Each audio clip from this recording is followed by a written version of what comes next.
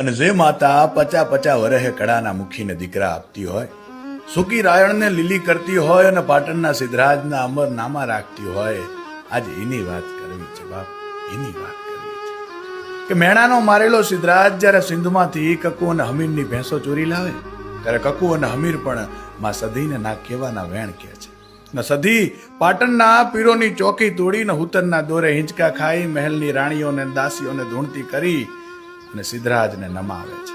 સિદ્ધરાજ માતાજીના પગમાં પડીને ભેંસો પાછી આપી પાટણમાં બહેણા કરવા વિનંતી કરે છે અને માતાજી રાણકી વાવ ખાતે બહેણા કરે છે. વીરભણ રાવણને ખબર પડી કે માતાજી સિંધથી રિસાઈને પાટણ આવ્યા છે તો એ 2 મહિના સુધી એક પગે માતાજીની ભક્તિ કરે છે અને માતાજી પ્રસન્ન થતા તેમને પોતાની સાથે ગામ આવવા અરજી કરે છે. માતાજીએ કહ્યું કે તું આગળ ચાલ, હું પાછળ પાછળ આવું છું, પાછું ફરીને જોતો નહીં ને ક્યાંય બેહતો નહીં. પણ વીરભણ રાવણ આગળ જતા એક સૂકા રાયણના ઝાડે ચલમ પીવા ઉભો રહે છે અને નીંદર આવી જાય છે. માતાજી પણ ત્યાં જ કાયમના માટે બહેણા કરે છે. આજ પણ માતાજીનું કડા ખાતેનું એ મંદિર આ લોકકથાની સાક્ષી પૂરે છે. જય મા સધી.